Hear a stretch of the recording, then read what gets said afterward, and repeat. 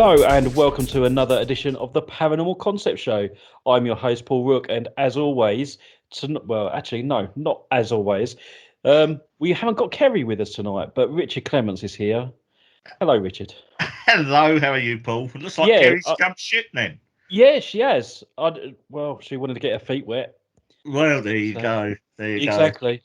So no, she's having computer issues tonight, so she's cursing the IT tonight. Yeah, cursing tech. That's something I spend a lot of my life actually doing. I mean, sort of, it's certainly a young person's game these days out there and on the computer. I feel so. It I, is. I just stick to what I know. Good old Facebook, and But then her eldest son is doing a computer tech course, so he should be right on that. well, yeah, we should be all over that. He Yeah. should. He'll be in his element, I'm sure. How's your week been anyway, Richard? My week's been really good. It's been pretty quiet. Still sort of declimatizing from the RAF Netishead event, Yeah. which I've actually written a blog. It's going to be a standalone blog, and people will have to wait until the end of the year to actually read it when we put it into our next book, hopefully. Yeah, that's it. And our books are available on Amazon. It's the Paranormal Concept Extra. And at the weekend, I'm gonna on the 17th, I'm gonna be on a Parafest convention, and I'll be selling the books at a lower price, and you can get it anywhere in the world. Oh, so you've got a So stall, have you? I've got a stall there. I'm going to be there. If you ask really nicely, I might sign it for you. And then you'll just have to hunt down Kerry and Richard as well.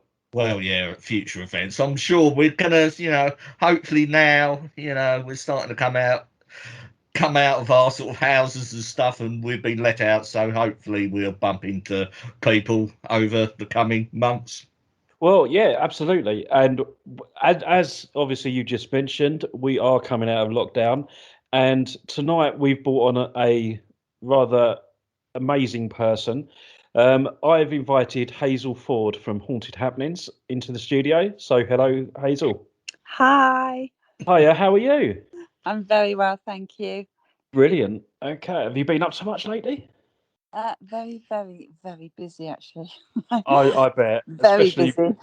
especially with it, like obviously coming out of the whole COVID situation. Yeah, Um, definitely.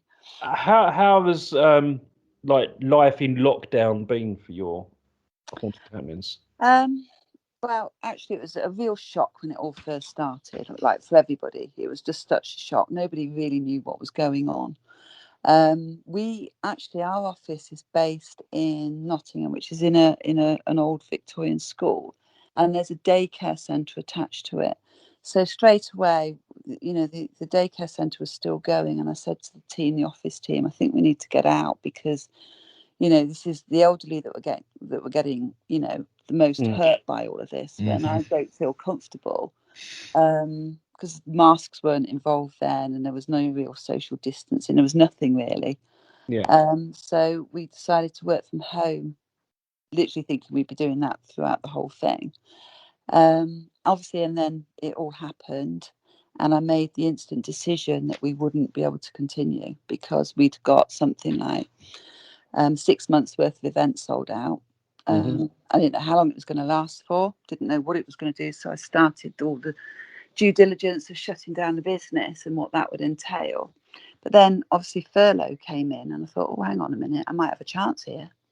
hmm So I Right. did furloughed all the office team, which were the big problems. Obviously, I've got salaries to pay, yeah, office costs, like lots of people.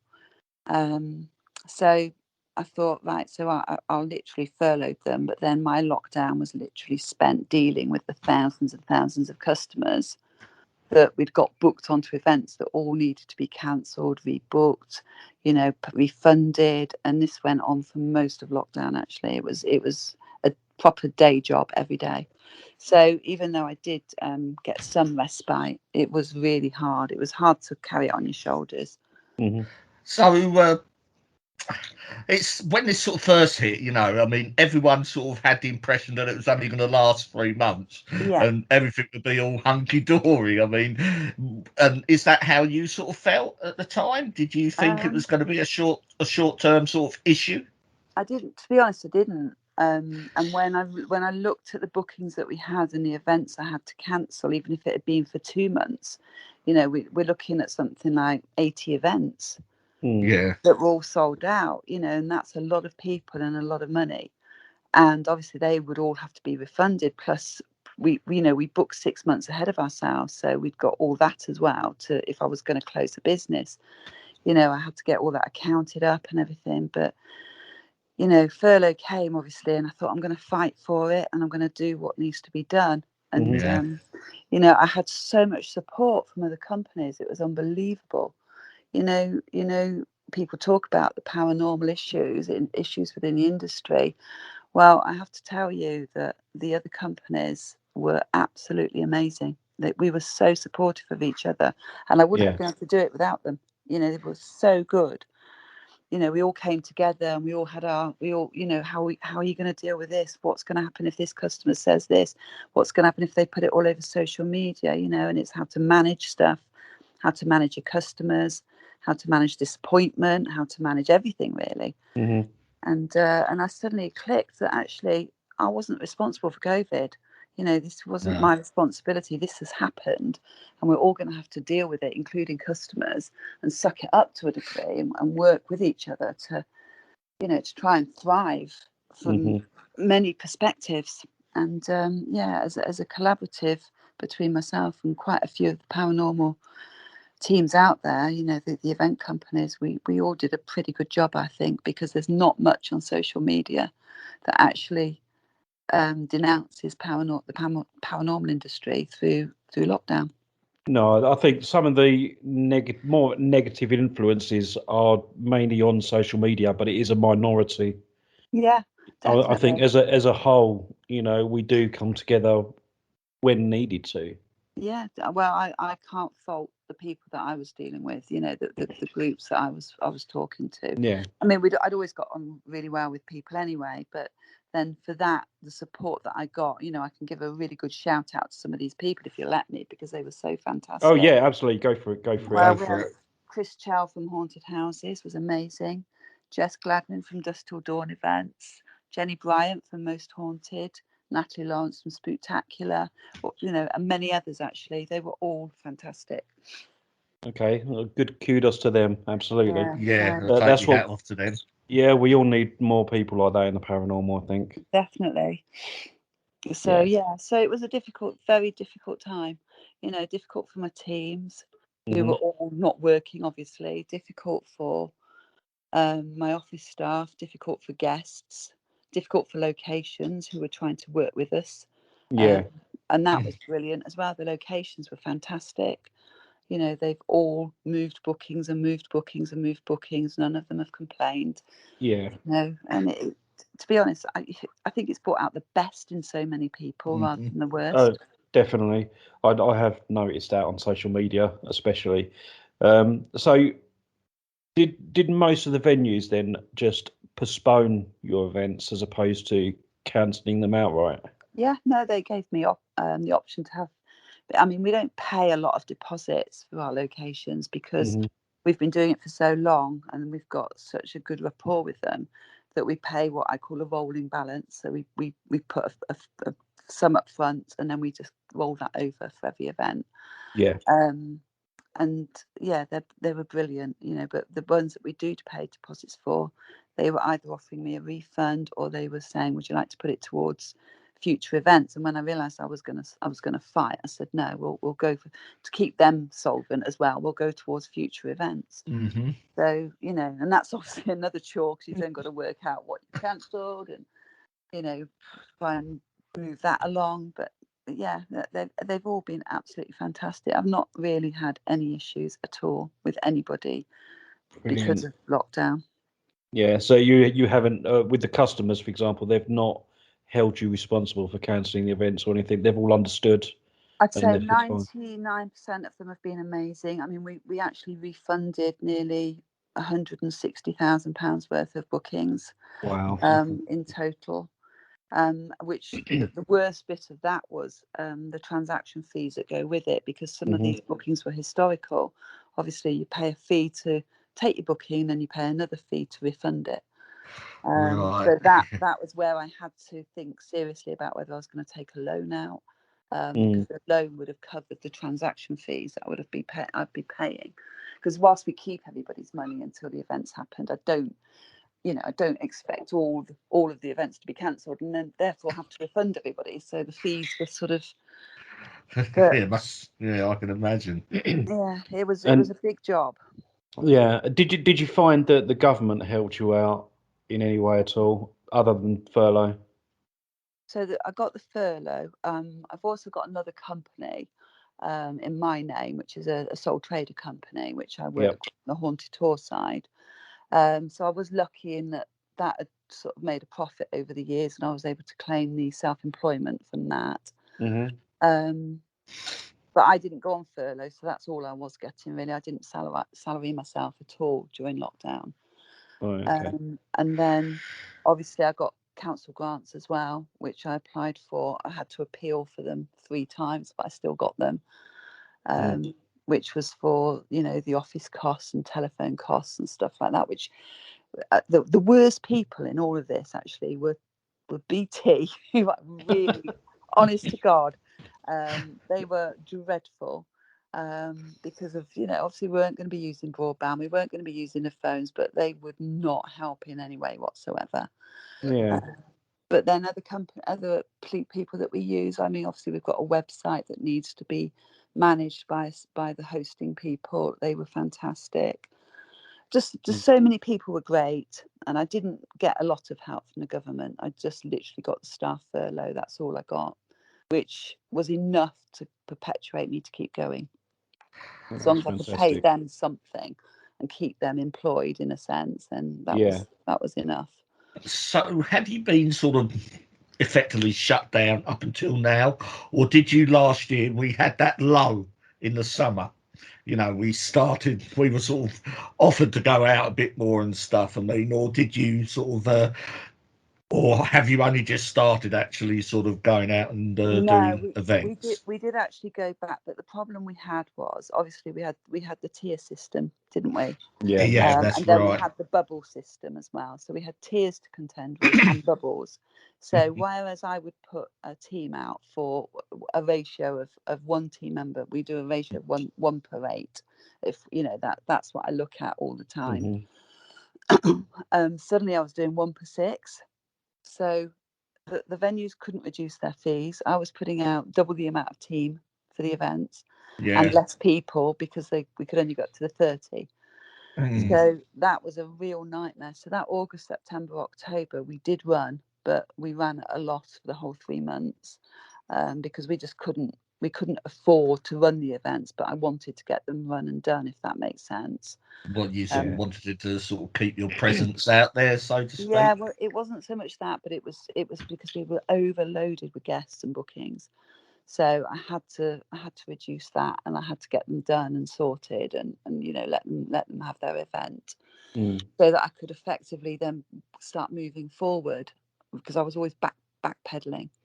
But so yeah, we did August, September, October, and then we also ran a few in December as well, which were really good. Things sort of then closed again in January. So we didn't run at all January, February, March, April, and we went back on the 21st of May. So by April, I'd sort of got myself in good shape, and I knew what I was doing going forward then. So we were able to start opening up and reselling. The one thing that I've changed, or a few things that I've changed because of COVID, are that we only take deposits for bookings now. We don't take full payments at all. Mm-hmm. So my voice is going, hang on a sec. Good cough. And that stops the refund situation being so big if things go wrong again. Also, we don't allow people to pay their full balance. We invite them to do it now. So when I know that their event can actually go ahead, is when we send them an email saying, right, now you can pay your balance. And I'll continue to do that right through this year, I think. That's a really good idea. It just Yeah. restricts everybody having to lose money, me having to refund a lot of money, and people knowing that there is a possibility that things might not go as planned. So it puts that in their mindset as well. So it's not such a big shock when I have Yeah. to tell them that their event can't run for whatever reason. So it seems to be working, and I think I'll keep it like that for at least the rest of this year. Yeah, I mean, a lot of teams out there went over to doing online events. I know there was a few online para conventions like over last year and stuff. Did you ever consider doing anything like that? No, I was watching a lot of online stuff, and because of COVID, it was difficult because venues weren't opening up really; they couldn't.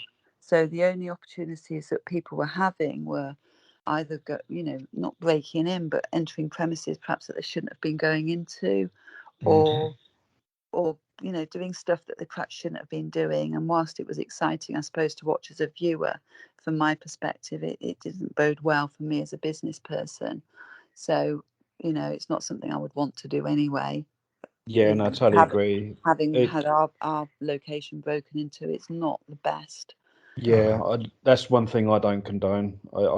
It just drives me up the wall. Even with white urbexers when they do it, Yeah, it's like this. So for me, it's the safety aspect of it. Well, it's just not right, is it? I mean, No. if you've got a property, then it's your property. If somebody decides to come into your property, then basically they're breaking in, and they've not got your permission. So, but I mean, some of the lives I know were really good. I mean, we did have one of my team members, Lisa Warding. She did Lisa's lives at the Victorian School.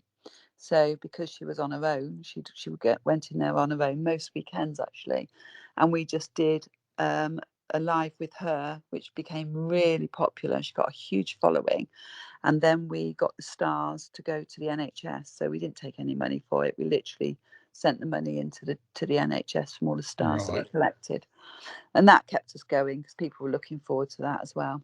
But yeah, no, that's the only thing we really did do. We don't think we did anything else. Oh, some of my team went to a wood somewhere. You can't beat a wood, can you? Which was quite funny, but not for the paranormal stuff. It was all the other stuff that happened. Oh, right. It was really good. That's it, and I think that sort of stuff appeals to your customers as well because, especially if they've gone out with those hosts, and yeah. Well, it shows that you are sort of trying to do something, how matter, because the whole world and his wife, let's face it, were sort of doing lives throughout the COVID. Some good, some not so good, So again, that was sort of like a huge sort of market to actually try and break I would never do a live. I mean, personally, I would never do, and I am useless. And when I say useless, I'm useless. I forget that I'm doing a live completely. I get carried away and then suddenly remember, and then you can see I'm on, I'm on a live, and it's just ridiculous. So I don't do them anymore. I leave them to people that can do them better than me, which is most of my team actually. Yeah, I must admit I'm not too keen on them. I always get told I've got to do them, question and answer things, but I just feel really stupid sitting there with my phone in my hand, talking to my phone, and there's no one in there, no one on it. I know. Hello, where are you all? I can't even look at the camera, so I get really embarrassed when particularly if I see myself. I'm like, oh my god, look, what do I look like? I'm so busy thinking how awful I look that I can't really focus or concentrate anyway. But yeah, so I've given up doing those, and I leave them to the team. They're brilliant at them. Some of them are really good actually. So how long have you been doing Haunted Happenings for? Well, we started in 2007. We were talking about this yesterday actually, and my first ever event was my proper public event. It was way before Facebook and the internet, and the internet was just about sort of live, I suppose. Yeah.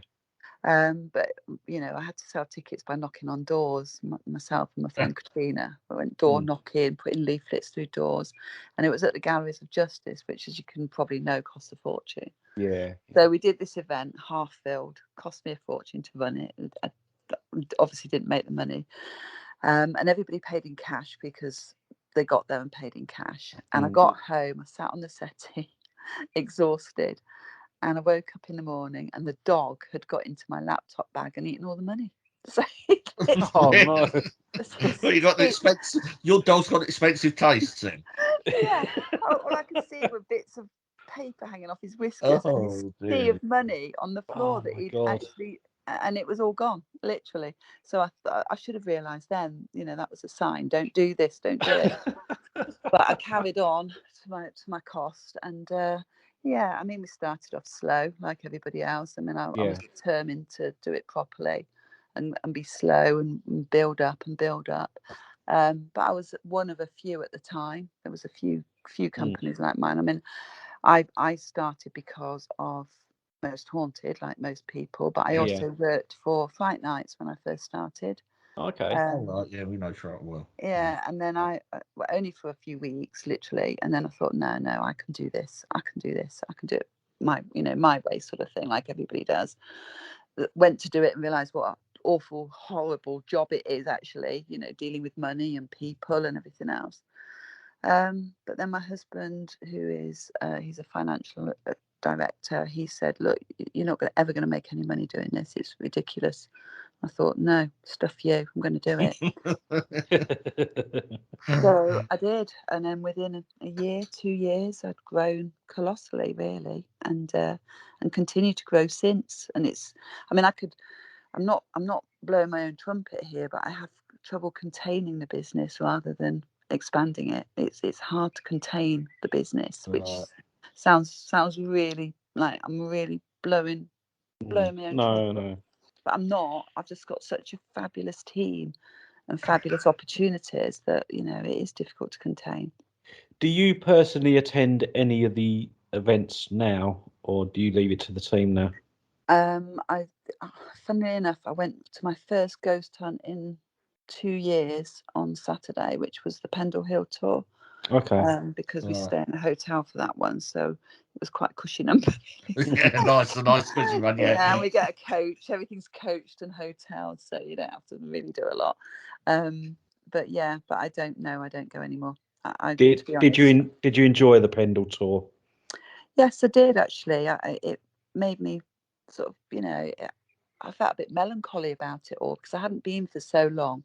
It's been a long time since I've been interacting with guests in that way. And I realised how much I'd missed it. But I'm just too old and I can't stay up all night. I've got to the point where, there's no way I could kneel on a cellar floor ever again. Yeah. You probably could kneel all right, but there'd be a problem getting up, won't it? Yeah, absolutely. And I get a paranormal hangover that lasts days. It doesn't last, overnight. It's literally days before I come back to normal. Yeah, that's it. Mine normally lasts about a week. Yeah, it's Just horrible. a week in bed there. Yeah, honestly, I can't move. So, and I remember I used to do a lot of stuff up in Edinburgh, and I remember driving from my house in Nottingham up to Edinburgh, doing the event overnight and driving all the way home again and not thinking twice about it. I couldn't even face the drive to Edinburgh now, let alone doing the ghost hunt and driving back. Yeah, I must admit, I was talking to someone today. Actually, they're planning a week away in Edinburgh and doing the Edinburgh Vaults while they're up there. Yeah, and I was like, "Oh, count me in! I want to come." Oh no, it's a marvelous place. It's amazing up there. But we don't have team up there. I have got some really good friends that have got a paranormal group out there. And I'm actually considering getting in touch with them and then seeing if they'd like to be a branch for me out there. Because there's a lot of places that I'd like for our guests to be able to investigate. Is haunted happenings just in the UK, or are you gonna eventually branch out into other countries as well? Well, we've always done Romania. Romania's always been a big one for us. We've done it 3 times, 5 times in total. We've done 3 Transylvania tours, the Brands Castle, and we've also done Hoyabachi Forest tours. We've also done Ireland, and I've been out to France as well. And there is so much potential, but it costs so much money. And if you get it wrong, then it's massively. People that want to do this, that think it's got, it is very, very costly, and even more costly if you don't get it right. So it's getting it all right. The margins have got to be really good and sort of cost effective for your guests. So they've got to be able to afford it. You've got to be able to run it, and the venues have got to understand that, particularly out abroad, that they've got to give it to us at a better price. And I stopped going to Castle when so many people started applying to Castle to go there, and suddenly the price just doubled. So I refuse to go until he reduces the price to what it should be to make the event worthwhile. Yeah, no, that is a problem these days. Do you think it's down to pure greed, or do you think it's more overheads for them? No, I think it's based on need, isn't it? It's based on what people want. So if you've got a product that a lot of people are buying for, then obviously you're going to want to put a price on that. I totally understand, but I'm not prepared to lose money by doing an event that can't be run at the right price for everybody. Yeah. So and it will come down, because I've noticed that so many people are trying to book it but actually not succeeding, that there's got to be a reduction at some point. Yeah, So hopefully it comes soon. So what are you doing with your overseas events as regards this COVID thing, because that's still up in the air at the moment, would you say? So I had a Hoya Bachu ready for April just gone, because when August came last year, we really all thought that we might be able to do it. But fortunately, I hadn't paid anything up front, and I'd just done a reservation on the flights, which they allowed me to do because of COVID, because they were desperate as well. Obviously, we cancelled it straight away once I realised we weren't going to be able to do it. And I don't want to put myself, so we won't be doing anything till probably summer next year, end of summer next year. And the first thing we're going to do is the USA tour, because we're already working on all that now. We've got an agent in the USA that's doing all the groundwork for us. I've got a couple of team members here that have done all the tours in the USA, so they'll be able to do that with me as well. So I'm really looking forward to that one. That would be amazing. It'll be a 2.5 week tour, so Fantastic. it'll be really good. I think we're getting in something like, in that 2.5 weeks, we've got something like 12 ghost hunts lined up for it. Wow. It does sound. The rest of it's travelling. So you've got 2 days either side travelling, but yeah, it's literally ghost hunt after ghost hunt. That sounds amazing. I might be up for that. I need holiday. Yeah. I know. I can do with a break. We'll have to raid the Paranormal Concept Show coffers. Yeah.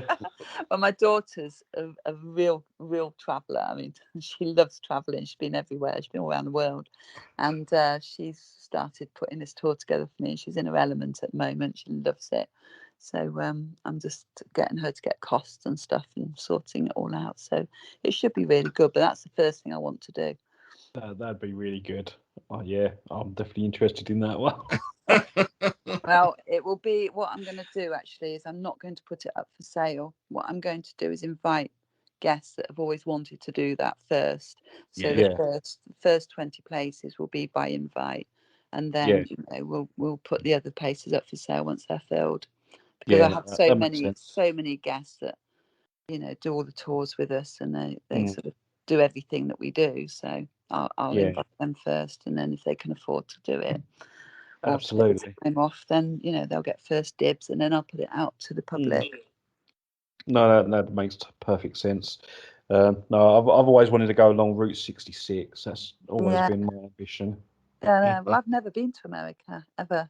I've never left the country. So. Haven't you? Wow. No. You've been to Italy? Oh yeah, no, actually, yeah, no, I did. It was on a coach trip. You would have had to have driven through France and Switzerland to get there. We sat on a coach. You've still been out of the country. You've still handed your passport over. Yeah, okay, I'll give you that one. That was the first and only time then. So Hazel, what sort of going back to like the COVID situation again? Have you got sort of protocols in place in case we are reeled back into it, sort of for the winter or whatever? So every location we work with has got our protocol. We've developed our own protocol for COVID and Yeah. coming out of COVID as well. So obviously I've got to look forward as well. Yeah. So yeah, I mean, we work within the location so that we work in bubbles of 6. Everybody's socially distanced within that bubble. So if you've got 3 family members and then 2 people, then they're still socially distanced within their 6 bubble. And we try and use the biggest areas of the location as well. So, you know, it's just common sense. We don't supply any refreshments now, snacks or anything, mainly because of queuing around the drink station and all that sort of stuff. Mhm. So guests are asked to bring their own flasks and drinks and food.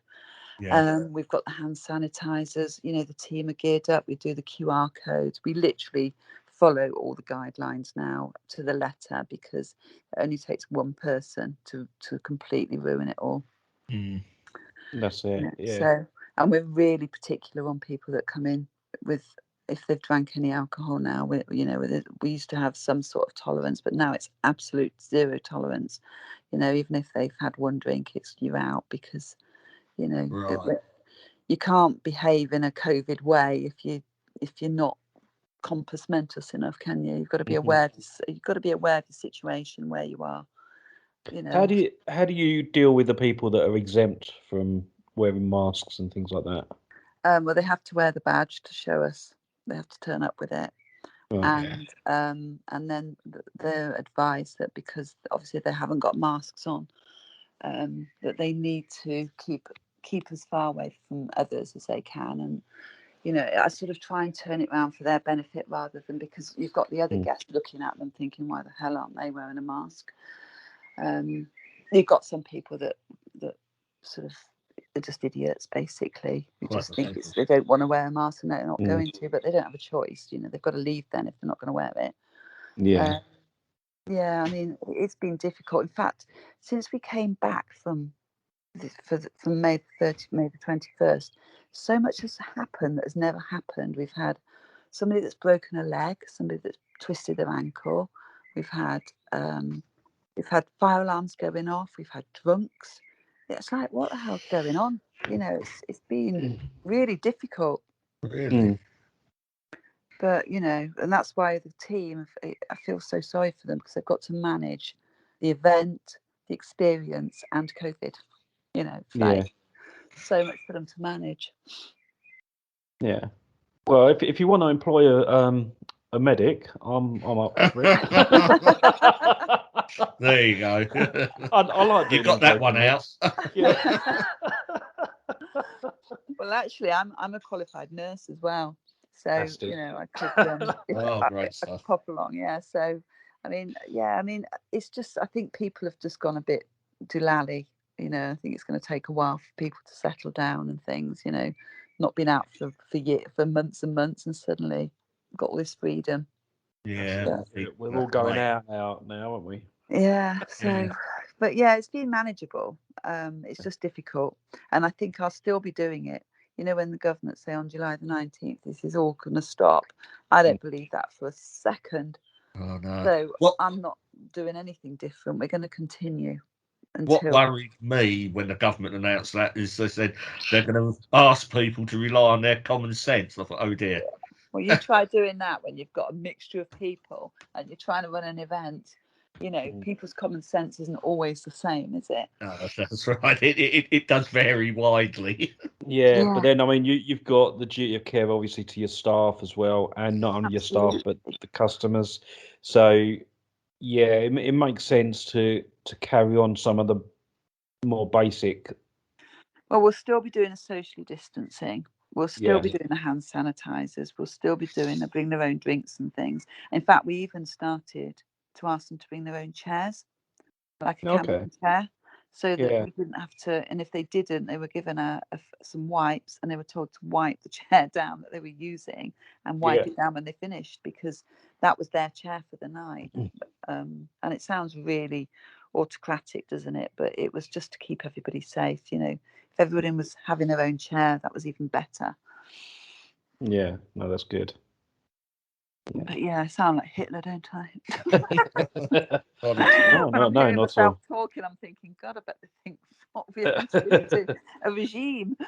No. At the end of the day, you're keeping everyone safe, and that is what you should be doing. And Yeah, you know, I yeah. think there should be more teams out there that do it. But I know full well there isn't. You know, there are teams out there that don't care.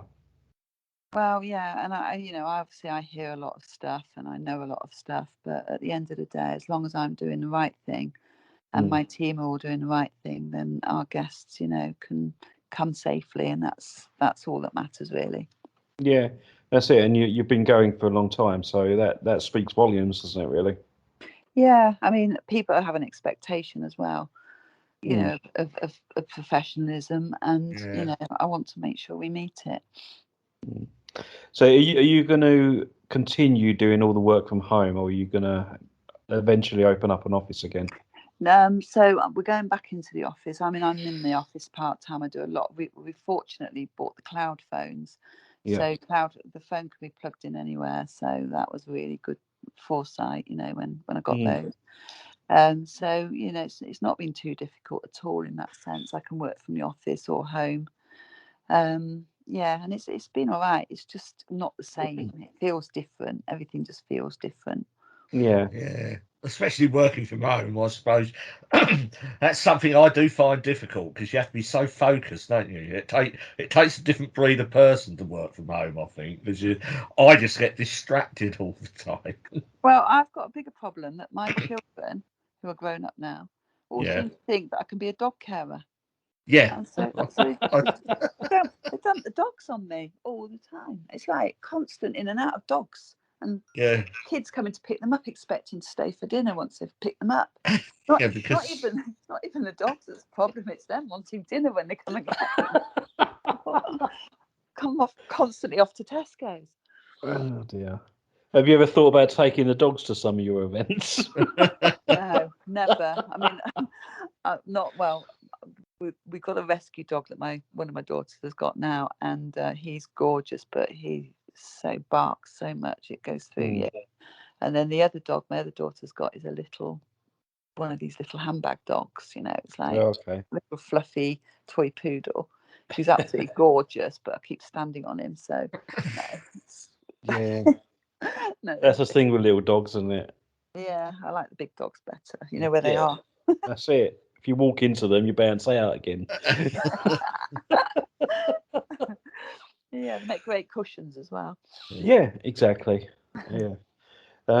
Okay, so moving forward, Hmm. how are you gonna? I mean, you said like obviously you got your um, hand sanitizers and stuff. So Yeah. what else are you going to be doing on your events? In terms of what? In terms of like safety wise, I mean, I know you said like you're still going to do the social distance, but So after the is it 19th yeah, of July. July when they So say everything's going to be fine? so what we've been doing is instead of bringing everybody into one area like we normally do, we've been splitting the events down themselves within the event. So we've been running two events as one event, if that makes sense. Yeah. right, So we've been splitting everybody down into really small groups and then smaller groups from that. So you've got your bubbles, you've got people really separated out, and that seems to be working, not just from a COVID perspective but from an experience perspective, because Hmm. people are getting a much better experience with a smaller group of people. So places like Shepton Mallet or Gloucester Prison or the Galleries of Justice, or anything that's big enough, it's so easy to do it. We can use two completely separate locations within the location and then Yeah. swap them over, which is the bit where the chairs come in, because if they've got their own chair, there's no cross contamination on that side either. So yeah, I think we'll always be doing that now. I don't think it's going to change. No, yeah, that's sort good. of. Yeah, I've often looked at this and knowing how flus and colds exist, I can see that this is going to be probably something that's going to go along those lines. I would think. Well, I mean, how many people do you know that have had colds? Nobody's had a cold, have they? No, North flu. I No, mean, No. got his masks. And it proves that masks and stuff actually work, doesn't it? And the sanitising. I mean, they've never had such a low flu season, I don't think. Asian countries have been doing it for years, haven't they, wearing their masks? Yeah, that's right. And I've always looked at them thinking, why are they doing that? Now you're going to see me doing that in 5 years' time. Getting on Now we know. to the airport. Particularly at Tesco's, where everybody coughs and splutters all over you. Oh dear, excellent. Okay, so what would be? I mean, from the events that you've done personally, yeah, what would you say would be your favourite location that you'd go back to? So, I mean, there's loads. I mean, I've done thousands of ghost hunts, thousands, and and there's every time I go, it's a different experience at each. Even if I go to the same location over and over, it feels such a different experience. But personally, I love the Victorian School because I work there and it gets me and it freaks me out and it makes me terrified, and that's when I'm just working. Do you know what I mean? Is that the one in Nottingham? In Long Eaton, yeah. I mean, it really is very, very active, particularly when you're on your own. You know, it is terrifying. I hear coughs in the corridor, things rattling, door handles going down. I mean, it's just, so I love that. I mean, even though it terrifies me, I absolutely love it. It's like a challenge. But I also really love the Ancient Lamb. I think that's the most amazing place, and that's because I've seen something really good there. Do you know what I mean? So right. What was it? What was it you saw? Well, you won't. It's really hard to describe because it sounds so fantastical. But I saw a piece of MDF warbling on its own in the air. Now you won't believe it, but I did, and I saw it with this other girl who freaked out so much she actually ran out and went, and she just wouldn't come back in. She was a guest, and her mum was trying to calm her down, but it was just the most freakiest thing ever. It really was. And then other places like, I don't know if you've ever been to the Crooked House in Dudley, which we don't use that as a venue, but had the best paranormal experience ever down there with, very late into the event, nothing had really happened, sat in the cellar, not expecting anything to happen. Daylight was creeping in, and this globe of light just came into the cellar and sort of, you look at lava lamps, the wax. It was like that, just split into thousands and thousands of tiny little balls, and then all joined together and shot off. It was absolutely amazing. Did you see that with your naked eye, or was it? Yeah. We all saw it. There was about 8 of us sitting there, and we all just nobody even spoke. It was absolutely amazing to watch. It was like something out of Close Encounters. So yeah, I mean, seeing just different things. I've never seen a ghost ever. Never seen an apparition. So I've still got yet that to encounter. But if I don't go on a ghost hunt, that's very unlikely. Yeah. But no, I've seen pictures. I've got pictures of ghosts that have been caught on our events that look really good. But I've never actually seen one myself, which I always feel a bit shortchanged about, to be honest.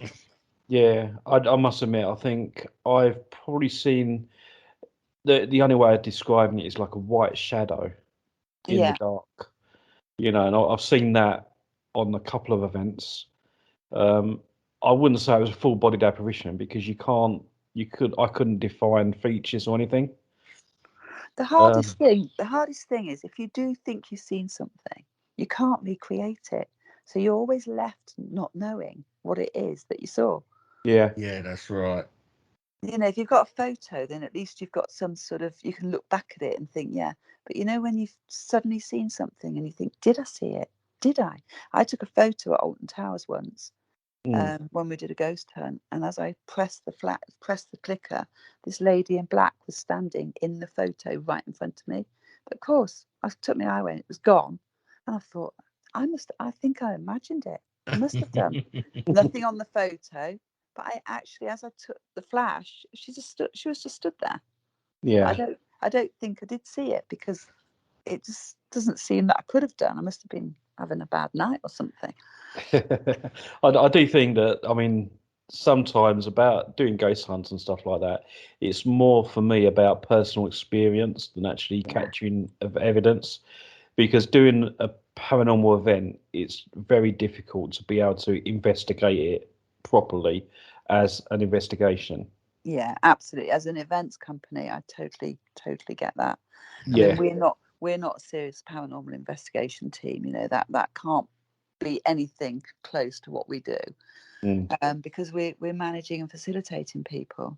But yeah, one thing that my none of my team are under any pressure whatsoever for them to fake anything. That there's no pressure on them, because their job isn't to provide paranormal evidence to our guests or Yeah. to produce paranormal activity, because mm, that isn't what they're there to do. And so they've got no pressure. They don't need to fake anything. They don't need to pretend anything, because there's no, that's right. no pressure on them to do it. You know, the guests will have to work hard to get their own evidence or their own experience, and we're just there to facilitate. If we can get the conditions for them, then that's what our job role is. It's not there to produce it. Yeah, no, that's right. Obviously some of your guests send in, do they send in photographs and Yeah, things of what they've yeah. caught? Do you have like a on your website or anything? Do you have anything like that No, so that we we have can got a see new those stuff? website. We have got a new website which is being built now. And obviously it was going to go up at the end of last year, but we're waiting until, I think it's going up in September now, when our server changes, because it's got to be put up onto a new server. Hmm. And we're buying a new dedicated server. So Yeah. and that's got a gallery on it for everybody to post their own photos, so we don't even have to do them. They can just post their own. Obviously they'll be moderated, Yeah. because I don't want some photos of some nudist coming up, because Yeah, you just imagine it, can't you? And it's been there for 3 days, and suddenly your that's it. website Yeah. has got that many clicks, and you think, what's all this about? Or even those photographs where they take pictures in the mirror and you can see in the Yeah, mirror behind them the yeah. backside and things. Yeah. Yeah, Yeah. I've seen it all. So yeah, so that's going to be really exciting, and it's got loads of facilities, so guests can blog on there and all sorts. So it's going to be really good. We used to have a forum when I first started, Hmm. but we got hacked. The website got hacked, and so we lost 4 years worth of the forum. So we decided not to, and it got in through the forum. The hackers did. Yeah. Yeah. We decided to. It was an open door to our website, so we left it and Okay. it away. Is that the new website going to take the place of the old one? Yes, and it's Okay. fantastic. Honestly, it's gorgeous. I can't wait till it happens. Yeah, that'd be good. You'd We have But to have to let us keep our know. eyes open for that. Yeah, Yeah. yeah, let us know when it's I up will and do. running, and we can put it up, share it Bearing up in on the mind, we page. have to match the administration site as well. So that's the administration site's absolutely enormous. So we've got to make sure that all works properly before we can put the website out, because it all links into each other. Yeah. So yeah, we're waiting for the new server. Got a few more tweaks on the admin site, and then guests will be able to print off their own gift vouchers. You know, they've got a choice of vouchers they want to use depending on the occasion. There's loads of stuff on there that they can do, manage their own accounts and everything. So it'll be much easier for everybody. Okay, fantastic. So other than the paranormal ghost hunting stuff that you do, is there any other um, things that you do that's related? Um, Not really. I mean, there's lots of things I'd like to do, but I'm just so busy. I mean, I'd really like to write a book. That's my big thing. I've got so much to say about the paranormal, Mm, but I really just don't get time to do anything. I get up in the morning and I seem to be just working until it's bedtime, and that's how my day goes, really. So I want to step back a little bit, because obviously I'm getting older now. I want to spend time with my granddaughter and do family stuff. So yeah, trying to, I've got somebody now who I think's really great, who could take over a lot of my roles. So, that'd be really good, and I can concentrate on the tours. yeah. No, that's What I want to fantastic. Yeah. do. So So, yeah. what tours have you got coming up? What do you mean, The the weekend tours that we're yeah doing? the weekend Are the ones. Pendlewich weekend. We do a two night weekend tour, and Yeah, then we do an overnight tour as well. So we do two versions of that, staying at the same hotel. We've obviously got our Tour of the Damned, which is the Derbyshire tour, which is Iron Village and Bolsover Castle. And then we take them to, we do a ghost hunt at Mosborough Hall as well, hotel. And that's a hotel stay. And then we're doing the York tour, which is the gruesome tour of York, which is coming back up next year. We've had to leave it for this year because I don't trust what's going on and I don't want to have to rebook. Yeah, no, that's fine. Yeah. The Pendle ones are going well. It's just the other ones, because we know all the Pendle people so well. They know how we work. We know how they work. So, but I'm not so sure about the York one yet. There's too many people around. And are the same policies you put in place for Haunted Happenings going to be the same with the tours as well? Yeah, With the social absolutely. distancing? So we've had to reduce, because obviously we use coaches. So Yep. I mean, the one we did at the weekend, everybody had to be, you know, we took lesser people so they could socially distance on the coach. Obviously they were wearing their masks on the coach, you know, and all that sort of eating together, having to separate tables out, all that sort of stuff, because we have a private room to eat in for our supper. And that's all waitress service as well. So, you know, we have to just remember bubbles, you know, instead of 3 or 4 tables, we'd have 5 or 6 tables. So, yeah, I mean, it's going to be funny not managing it anymore, actually. It's become a way of life. Yeah. But you can still keep your, you know, fingers in pies at least, and you can still go out with them as well. So yeah, I mean, the beauty of my job is that I could phone up any location and ask if I could come over and do an investigation, and I'm sure they'd all say yes. Do you know what I mean? Yeah. So many wonderful locations and so many wonderful location managers that you know, if I wanted to do something, I could, and just knowing that is really nice. that's it. Your reputation precedes you, doesn't it? Well, yeah, I just, you know, I spent many years building up great rapport with people and working hard to keep our name good. And when it goes wrong, it's really disappointing. So, okay, would you, if someone was to approach you and say, "Look, I'm thinking about starting up my own paranormal investigation team or events company," you know, how do I go about it? Oh, what piece of advice would you give What, us? what would you say to them? Oh, wow. How long is this show? Right. I mean, I'll give a really quick answer to this. So those people that set it up saying they're doing it for charity, if you're taking any money from another person, you are a business person, whether you want to be or Oh, not. yeah, absolutely. Yep. Unless you've got charitable status, you are a business. You're running a business, and that's what people really need to understand. You know, they can't say, well, it's non-profit. Actually, it doesn't matter. You're taking money and you're doing a transaction. And once people can understand that, then they realise that they're in business rather than trying to look at it from doing a nice thing type of thing. Yep, totally. Right. And then you've got people that go into the business side of it and they don't foresee the future. So I mean, if I hadn't foreseen or hadn't worked with a policy that I wouldn't spend the guest money till the event had happened, I'd have gone straight out of business, because how would I have paid those people back all that money, you know? And you've got to be able to do that. So you need the upfront money to be able to start your business. And if you haven't got that, you can't rely on taking money from people as a sort of way of making your business work. For me, it's not a great business model. No, that makes perfect sense. I think a lot of people are doing that. So they're booking locations, hoping that they'll fill them, taking that money, spending it, and then, do you know what I mean? And there's nothing to help them going forward. And that's why a lot of companies go down, because no company should ever go down if they think it through properly and they don't spend the money. No, I totally agree with that. But you know, COVID came and it really sorted out the men from the boys, didn't it? In that sense. Yeah, it has, because there's a lot of teams that have given up now, haven't there? Yeah, I mean, I feel sorry for a lot of people that have had to give up, because there are some brilliant companies out there and brilliant people, guests that have been on my events that have started up on their own, and I wish them all the luck in the world. I really do. And if they're doing it for the right reasons, then you know, we need lots of people to do it. We need a lot of people doing this, and making it an experience for people all over totally. there is competition, but it should always be there.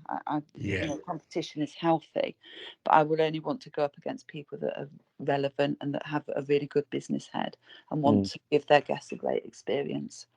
See, I think, like working with other companies as well is a really good way of building the community, if that makes sense. Yeah, definitely. I mean, I'm sure there are people out there who absolutely hate me, and can't stand the sight of me and can't abide me, which is absolutely fine. But the people that matter to me are the people that really work ethically and work hard and do the right thing, the right thing for their guest and their team, and look after their team as well. Okay, so we've got 5 minutes left of the show, this half anyway.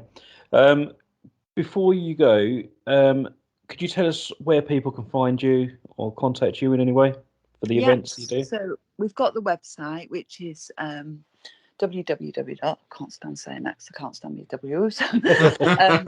hauntedhappenings.co.uk. So on that website, you'll see a list of all the events that we're running, and all the dates. If they put their postcode search in the right-hand corner, their postcode, it brings up all the venues near to them and distance to travel and the dates of those.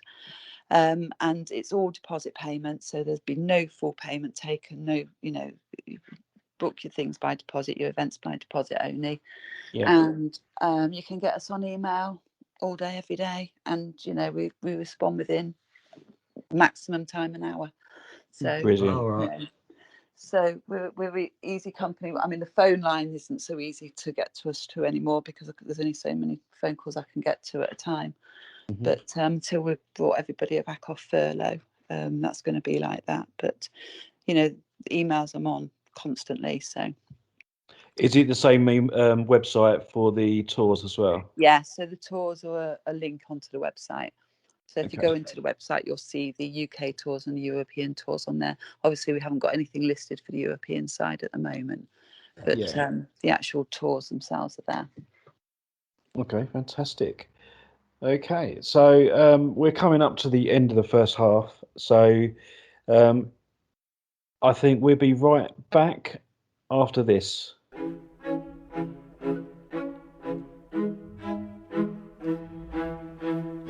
Hello, Harry Price here. If there's nothing me and my friends enjoy more here on the other side, it is to sit back and relax and listen to the Paranormal Concept Show, right here on the PAUK radio network. Broadcasting a plethora of interesting and informative content for all your paranormal needs. Find them across social media to keep up to date with forthcoming shows and all their other adventures. Hello, is there anybody there? Hello and welcome back to the Paranormal Concept Show, exclusive to the PAUK radio network. Luckily enough, Kerry Greenaway has joined us in the studio. She's finally managed to get her gremlins under control. Yeah, I certainly did. Oh my God, I nearly threw the laptop through the window at one point. I'm glad you didn't, because you wouldn't be here otherwise. This is very true. So I do apologise for missing the first half of the show, lads, but I'm sure you held it down. Oh, absolutely.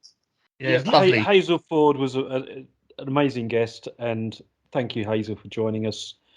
I forgot to mention that bit before the break. I was all in a tears because I didn't know what I was doing at that point, because normally it's Kerry's job, that bit. I know, right? Kerry usually signs out for the first half of the show. But just didn't feel right. No, it was, well, thank you very much, and now we go to the break. Yeah. Oh my God. So to give God. Because I don't want to bore everyone with my voice now, so I'm going to hand over to Kerry for this next bit. Well, guys, for the second half of the show, I have got just another fantastic lady of the paranormal in the studio with us. She is an organizer of Festival of the Unexplained, host and founder of Keep On Chatting, and PR manager for Haunted magazine. Not only that, she is a true badass of the paranormal, Miss Karen Frey. Good evening, Karen. How are you? Good evening. Wow, that's a lot to live up to, isn't it? That's what you do. You take it all in your stride. I do. I also run Keep Paranormal as well. Yes, the actual Very, very paranormal busy. team. Yes, I forgot about that bit. Sorry. Oh, Kerry, That's all let right. yourself down there. Oh dear. I think I got the rest of it, you know. I know, but she remembered everything else. There's a lot to remember. There is. You're a very, very busy lady in regards to the paranormal. So, you know, in all of this horrible last pretty much 18 months, how have you sort of like dealt with that, you know, and overcome those challenges?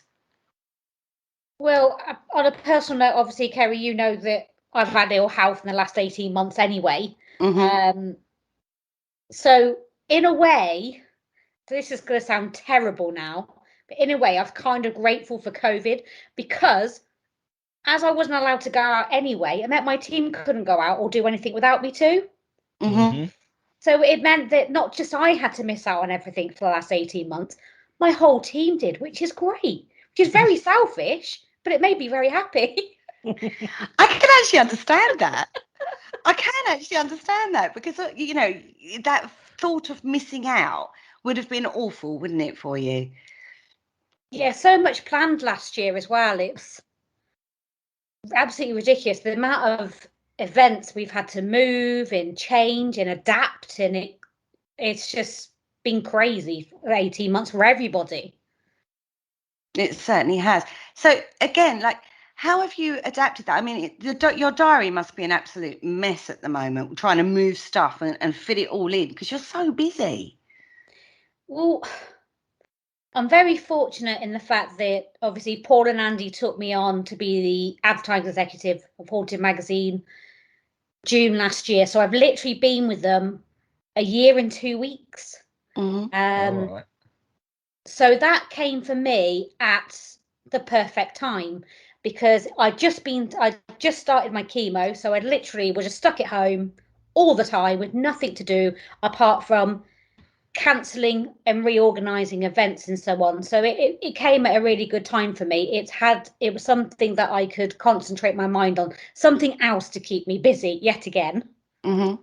And you mentioned Keep On Chatting. That was born last year yet again due to COVID because yet again it gave me something to do and something to concentrate on. We don't have as many shows and things now. I only really started it off just to do it on my own, really, just to give me something to do. Mm-hmm. And it was my kind of connection to the outside world, if that makes sense, because I had to self-isolate. So myself and Eddie were not allowed to see anyone, and he couldn't go to work. He had to stay home with me 24/7. Poor man. So so we had to pull up with each other for the last 18 months, day in, day out. No, I'm joking. But then on a serious note, though, yeah, because we had to isolate, we weren't allowed to see friends or family. We weren't allowed to see it. We couldn't see anyone. So that's why it was fantastic that Paul and Andy gave me such an amazing opportunity to become part of their team, which I'm like so grateful for. Mm-hmm. No one knows this, but thanks to them and them giving me the opportunity they gave me, I actually start a new job next week for an advertising company. Oh, that's absolutely fantastic news. Well done. I've not told about. It's not even. No, actually, I've not told anyone. So I've not publicised it. I've not really told anybody. But that was born out of the fact that Paul and Andy gave me my opportunity, and I could put it on my CV. And amazing! Fantastic. That's well great. done, you. That's, you know, the years or the last year and a half that you've had has actually been challenging for most people, but for you on a very, very personal level. You mentioned that you weren't well. Are you over that now? Are you at the other side? Yeah, I am all clear. I am in remission.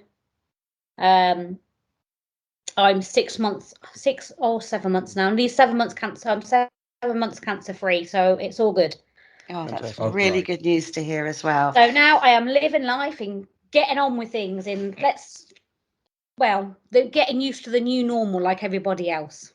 Yeah, that's right. I mean, the new normal. The new normal. Hashtag the new normal. Now, you don't take things slow. You move quite quickly. Like you said, it was only a year or so ago you started Keep On Chatting, but you've also done Festival of the Unexplained online. You did an actual event, didn't you, before COVID? And then you did an online convention. Yeah, we did 3 altogether. Festival of the Unexplained was actually, I set it up 5 years ago. And I was relaunching last January, of all times to relaunch. Rebranded and relaunched in January last year, and we became Festival of the Unexplained. I've been, like I said, I've been organising the events the last 5 years with the help and support of Ed. He kind of does all the stuff. He sorts all the store holders out, that type of thing, on the day at all the events to stop me from running around like a crazy person. They started off, actually, because of what I used to do as a job. They actually started off as craft. They were a combination of craft, psychic, and beauty, because it brought all different things that I liked together. And then a couple of years in, I think 2 years in, not even that, got into the paranormal, went to for my first ever investigation, met the lovely Jane Harris. 2 weeks later, Eddie and I were part of her team. So I then developed it and changed it, so it wasn't just psychic and holistic and craft and things. I brought the paranormal into it, and then everything else as well, which is why we became Festival of the Unexplained, because we cover so many different genres of things. We're not a paranormal convention. Everyone says we're a paranormal convention, but we're not, because we cover lots of different areas. Yeah. Right. For me personally, I started out in church, so spiritualist churches were a big thing for me. So I get to bring people to events from church that would never sit in the same room as people that go to a paranormal investigation. So that's how I developed it. So I brought all my different loves of all lots of different things and all different types of people that I love together into one room, basically. And the paranormal banner is an umbrella term, isn't it? You know, it does cover so many different areas, and you will get different kinds of phenomena happen at a spiritualist church, believe it or not. And you will get, you know, you get mediums on a paranormal investigation. There is a crossover, isn't there? There is, but churches, a lot of the SNU churches, they don't like mediums that do the two. All right. They're very funny about, I don't mind telling this publicly, and I don't mind the backlash if there is any, because I've actually been refused to work a church and do platform for them on a Sunday service because I do the paranormal. Why do you think that is? Well, it was a case, that one particular person that runs that church does not like the fact that I do the paranormal and I do the investigations. Personal beliefs, basically, which is why I've never been invited to work that church. And I've volunteered to work the church many times. And then it came to my attention that it's because of what I was doing on a Saturday night. They didn't want me in church on a Sunday. I was there, okay, to sit in the audience, but not work for them. Interesting. Absolutely. That's fascinating to me, because I'm down south where I am. I've not come across that yet. Not that I'm a platform medium, I would like to point that out, but when I've done events and stuff for them, I've not actually had that come across that attitude.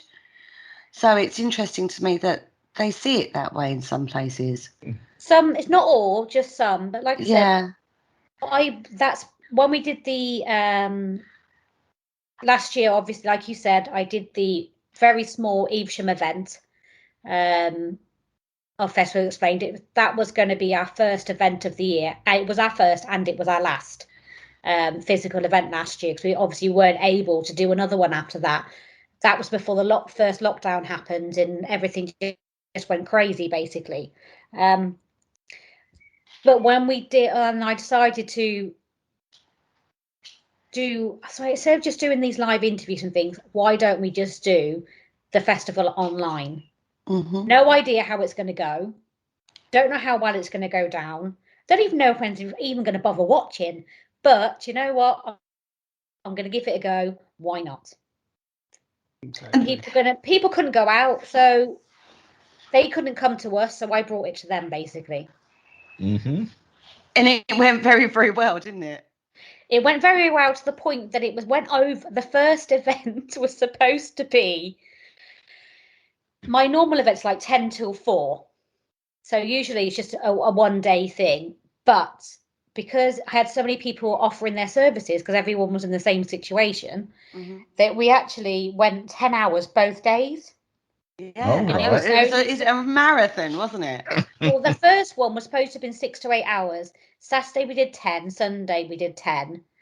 Then the next one we did, because we weren't doing another one, but on the second day of the first one, we were being asked, when's the next one? I'm like, oh, I didn't plan a next one. I will get back to you on that. I didn't know what to say to people. So I was like, I never planned on doing a second one. But then to do a third one, it was just got all crazy by that point. We did the first one, and we had all our exhibitors like we normally would. So we had all our exhibitors exhibiting for us during the daytime. We had speakers like we'd normally have. And then obviously we did a lot of interviews in workshops and things. The next one we did kind of grew. It was supposed to be 36 hours. And I think we ended up, I think it was about 52. And they all doubled. Well, because we had, like I said, word spread. Because we had a handful of Americans and somebody else from New Zealand come on the first one. Word spread, and the next one, we were going all through we were going all day on the Saturday. We went all through the night live on the Sunday, all throughout the night, Saturday into Sunday morning, and then continued on into Sunday evening. So we didn't actually stop. I think the second weekend we did, I think I had like 2 hours sleep. Oh, right. Wow. Technically, I should have been resting, but I was like, whatever, this is great fun. So yeah, kind of really bad of me. I shouldn't have been doing it really, but I was like, who cares? I'm sat in my house. I'm not hurting anyone. I'll rest next week. I'm not going anywhere. It's not like I can go out. Yeah, true story, right? Doesn't really matter. And then obviously because things started getting a lot more, well, not things got difficult, people. Things were difficult anyway. So we decided, because before lockdown, I did the Brave the Shave thing because my hair was going to fall out anyway. So we did a big, I did a live Brave the Shave. Yeah, I saw it. No idea why I did that in hindsight. So because we did something at the beginning of it, come January this year, when we did our third event, which got even more crazy because that started at 7:00 on Friday and finished at 11:00 on Sunday. And yet again, it went straight the way through from 7 till 11. So the whole entire weekend. Wow. We didn't stop again. But we did that one for charity. We did that one for the Calm charity for mental health and suicide. And we raised just over £1,600 for that one. Because we thought, you know what? If we're getting all this audience and this many people interested, we've got a platform here. We can do something good for other people. Yeah. So that's why, and unfortunately, I've had family and friends that have taken their own lives, and both being males, and other team members have had the same situation as well. So we discussed it and we said, you know what? It's something we're passionate about. It's not really talked about enough. So let's do it for a charity that's not really out there. That people may not even know about, and know that there's help and support out there, and there is this community. So that's why we chose the charity that we did, because we thought, you know, it's really important to highlight it, especially during the pandemic and everything else. Yeah. You know, people are struggling anyway. Throw a pandemic in, and they're going to struggle even 10 times more. It's going to be even worse.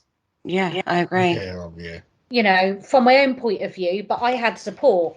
I was very fortunate. I've got a great team. I've got fantastic friends, and I've got a husband that basically did everything for me last year. And so I see it from both sides because I was struggling myself.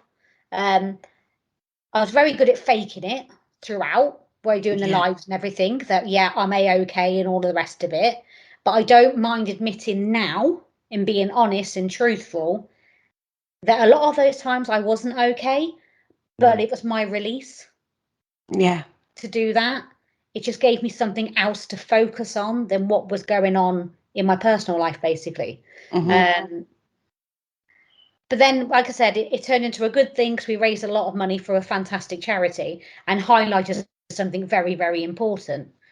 You know, and I think it's important if you've got a platform like that you can raise something like that and help a charity, then why not? I totally agree. A little round of applause in the studio for Karen, because that was an amazing achievement. Well done, darling. Definitely, absolutely. Before we go further, you weren't the only one on that. And you had a whole, like you said, you've spoken about your team. Give them a shout out. So we had for the charity one, we had David West, Jessica Bailey Smith, my Jolene, professional terms, Jolene Jackson Lockwood. Like, we all know who Jojo is. But we know. It's just normal. I can't help myself. It's what I call her. So I forget when I do interviews. I know I should say her name, her proper name, for people know what I'm talking about. We know Jo. So yeah, Jolene had a in the January, the October and the January event, especially the January. We came up with the calm thing together, and we chose that charity together. And Jo actually came on board I'm sharing my baby now, because as of this year, Jo is a massive part of Festival Doesn't Explain now, as in the physical events as well. Mm-hmm. And that was born out of the fact that we work so well together anyway. It was just natural for that to happen. Mm-hmm. Oh my God, we had so many people. I'm trying to think of everybody. That sounds so terrible. Who else to do an interview? I can't think. We had so many people. My brain is literally gone blank. I was like, Gary? Is that Gary? Gary. Oh yeah, Gary Fields. You know that fella? Yeah, that amazing man himself, Mr. Gary Fields. Yes, Mr. Gary Fields. He did interviews for us. Bless him. And literally, my brain is shot. A lot of the key paranormal team stepped in and helped with all of the interviews and everything, helped with all the advertising, all the promotion and the charity and everything as well. You know, all the guys from our team actually came into that. Normally I do everything on my own, literally. Wow. From organisation, from the very beginning to the very end. This is the first time last year, by doing the lives and doing it virtually, I actually had a team of people and help. Mm-hmm. It was very weird, but good.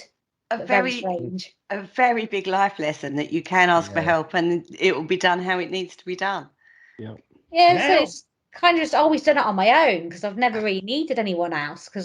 But then doing it the way we did last year with all the lives, it was not obviously possible to do everything on my own. The one weekend Jo and I did pretty much the whole weekend on our own of all the interviews, because we had people problem with technology, we had people with issues with tech, with laptops and not getting internet connection, and all sorts of things just went wrong on the second event. Why we did a third, I'll never know, but we raised a good amount of money. But the second one, pretty much Jo and I did near enough all the interviews. We were like tag teaming constantly. I can imagine lots of chocolate and caffeine. It was nuts. Eddie doesn't do interviews. He doesn't take part in interviews. He won't be interviewed, and he doesn't do interviews. But even he stepped in and helped me do interviews during the night on the October one.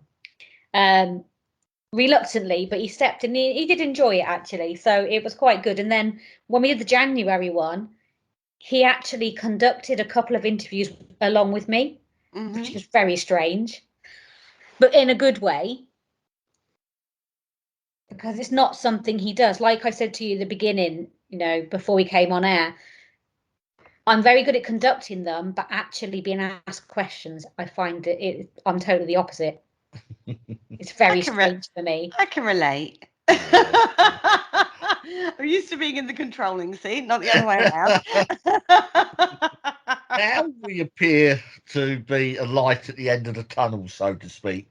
Yeah. Where is the Festival of the Unexplained planning to head now? Are you sort of going to go all out for a physical convention now, or are you sort of still being sort of wary? Right, I have moved because we do one-day events, but now we've got, well, I'll tell you about the big weekend one that we're doing, but we did have multiple one-day events this year, and we were supposed to have a massive weekend event in September, but due to everything going on and having special guests coming over from America, we decided to call time on September. I couldn't tell you how gutted I am, and the amount of people that are as well, that it's not going ahead. But we took the big decision. Myself, Eddie and Jolene sat down and had a good conversation, and we decided that it was the best thing to do was to move our weekend event to next year, because it was best for everyone, for safety wise and so on. It just wasn't worth the risk. Right. So I've moved a lot of the one-day events, because we should have already had 2 by now. We should have had this year already. Our 3rd one should have been coming up this month, and our 4th one in September. So now we're only having 1 physical event this year. We're just doing the 11th of September at Gloucester Guildhall. It's a smaller event than what we normally do. We've got 30 exhibitors. We've got Richard Felix doing a talk for us. We've got workshops with Heavenly Helen, Julie Angel, Kate Ray, and Dave Hodrian, all doing talks for us throughout the day. We have our readers, and like I said, we have all our different store holders as well. So we've got that going ahead on the 11th, all being well, I'm sat here with my fingers crossed, on the 11th of September, and that's £3 entry. And that includes a nice cup of tea or coffee. Can't beat a nice cup of tea. A nice cuppa in your £3 your £3 on the door, because obviously we've got to be very wary about the fact of what restrictions are going to be in place. Come September, which is why we decided to keep the one-day event, one of our one-day events, and just move it to September. Okay, it's not the big thing that everybody was hoping for, but at least we've got a event going ahead still. But like you said, you've got to be safe. And if you're going to do a big blockbuster weekender event, you want to be able to hold it and know that everyone's going to be able to enjoy it to the maximum. Exactly. And with the restrictions that are in place, or possibly could be, or with cases rising again, it's better to be safe than sorry, right?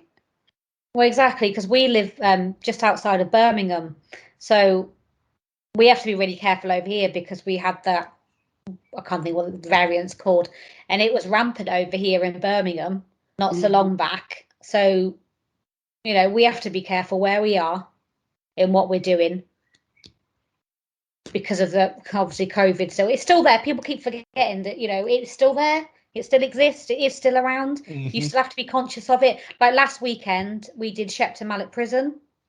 Yes. And what an amazing place. Definitely going there again.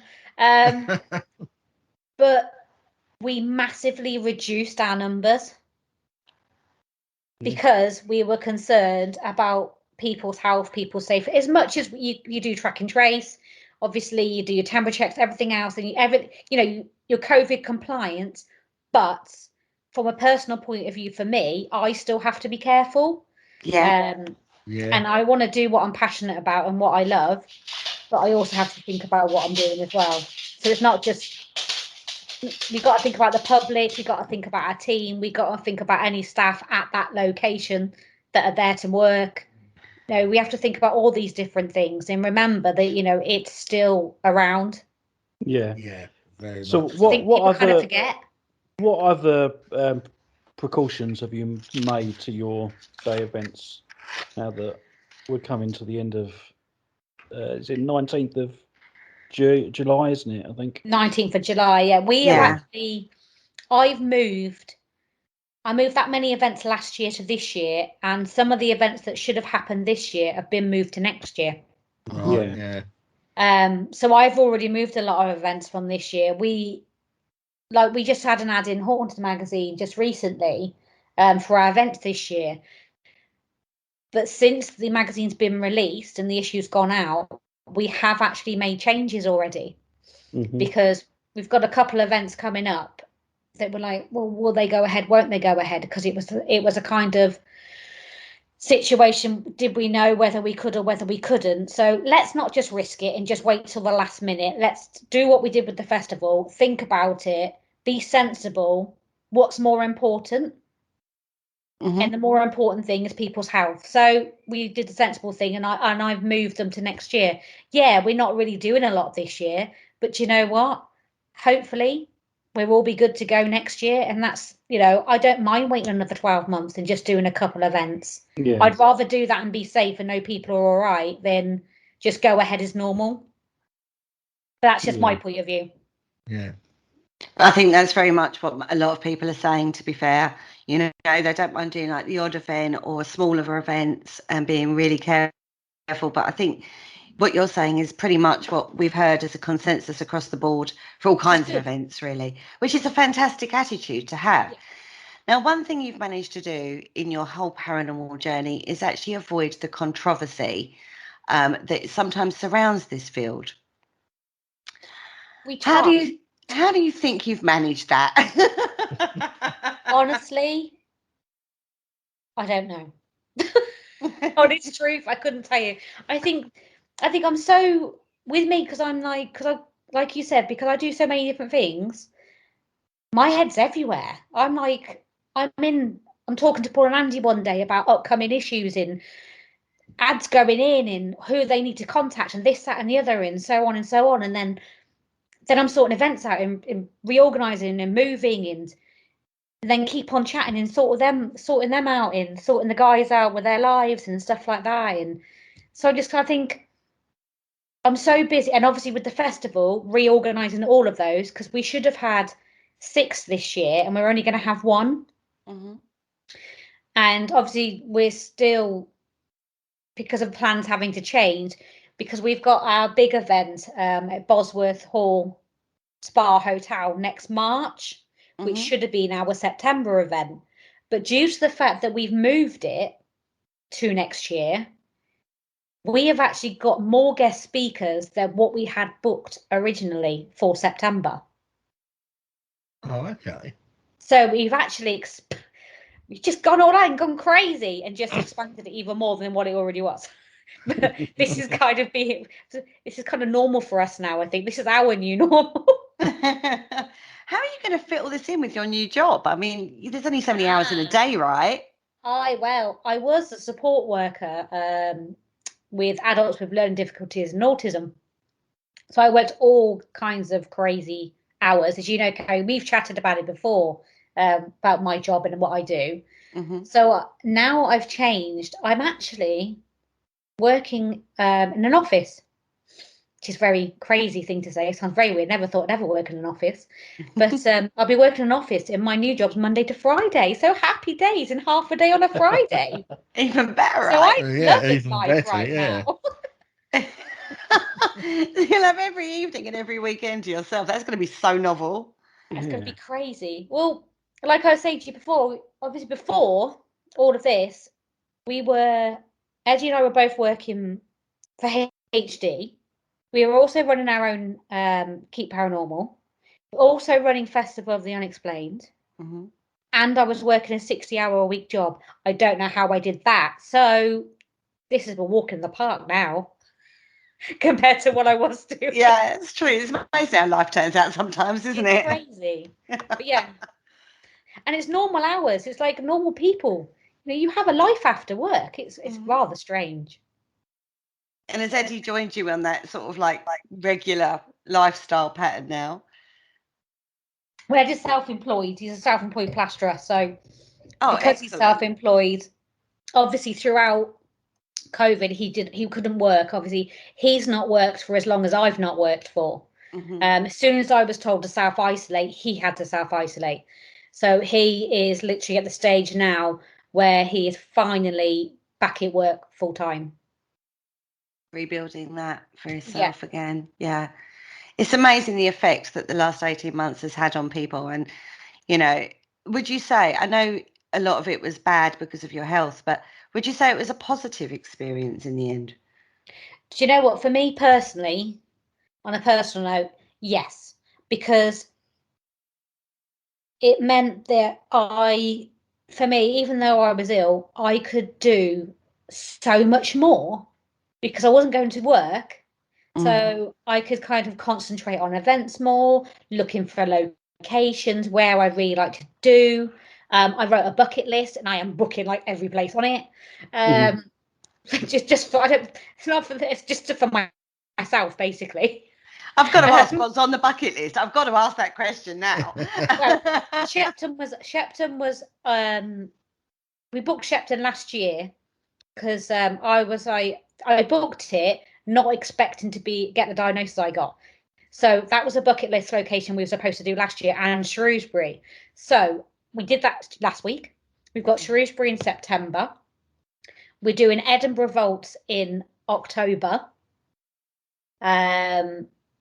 We are going to see the lovely Richard Felix in October. That's with Lost Souls Paranormal. We're going with that team to go to the amazing Derby Jail to go and do that, because that was on the list. There's a lot of prisons. I sound very weird, I know. Strange woman. She loves a prison. No, don't worry about it. I've been to Shepton and Shrewsbury, and I prefer Shrewsbury. Everybody has said that to me so far. I quite like Gloucester, though. I've done Gloucester, I don't know, 2 or 3 times now. Yeah. And that is a good one to do as well. But then, but then some of the other places, like I said, I've moved them to next year now because we weren't sure because locations have been really funny too, because obviously they've moved all your dates for you. Yeah. Last year, I moved dates from the beginning of COVID to the winter in the hope that everything would like kind of die down and we'd kind of be at a sort of new normal by that point. I was living in hope. And then obviously it was then moved to this year. And then they were moved to the beginning of this year, which meant they didn't go ahead again, which means now they're moved to next year. Yeah. So next year is going to be a very, very, very busy year, especially with Bosworth event, because that is Friday till Sunday. So that's a 3-day, 2-night event that one will be. So that'll be a week off work for that one. That won't be a couple of days. Let's talk that event a little bit more for people who may want to attend that event. Are you doing packages? How much are they looking at for a ticket? You know, what kind of thing are you looking at there? So we have got more than one ticket option. So we've got 4 ticket. We went with 4 ticket options altogether in the end, because we were trying to be basically affordable. That we looked at it and we thought, right, what could we, on a normal wage, what could we afford to spend? Basically, what could we afford to pay to go to an event like that? How much would we be willing to pay? So this is what we're charged for the event. That's how we looked at it, and that's how we went about our costing. Because someone asked me, how did you go about it? So I might as well just explain it to you and tell you, there you go. I have been asked a couple of times by people.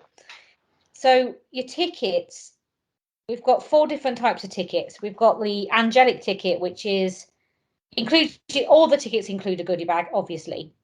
But that's $295 for that one, and that is Friday, Saturday, Sunday. Friday we haven't released where we're going. It is all booked and sorted, but we're going to 2 historic locations on the Friday during the day. So they go on a coach trip, but they get to go with all the special guests. So every guest that's a special guest that's attending as a speaker for us will be on that coach. Right. So they get to spend the whole day with them at 2 different historic locations. We've got the lovely Penny, Griffiths Morgan. She is our historian for the day. So she'll be doing that for us. And then in the evening, we've got a seance and dinner and a bit of a mingle, really, as Joe likes to call it. So everybody can just have a bit of enjoyment together, speak to the guests and everything, and just have a nice evening together. We've also got the lovely Stephen Mercer, the Blackpool ghost hunter. He is going to do a talk for us on the evening. He's going to tell us some ghost stories, because he's done he did a couple of our virtual events for us, and people absolutely loved him. So, right, okay, we get him at the event for you. Mm-hmm. And then Saturday, Sunday, we have all our exhibitors like we normally would at any other one-day event. Then you've got your speakers throughout the day, both days.